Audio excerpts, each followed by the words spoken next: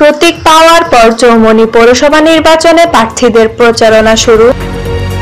সোমবার দিনব্যাপী নোয়াখালীর চৌমুহনী পৌরসভার নির্বাচনে প্রার্থীদের প্রতীক বরাদ্দ দেওয়া হয়েছে।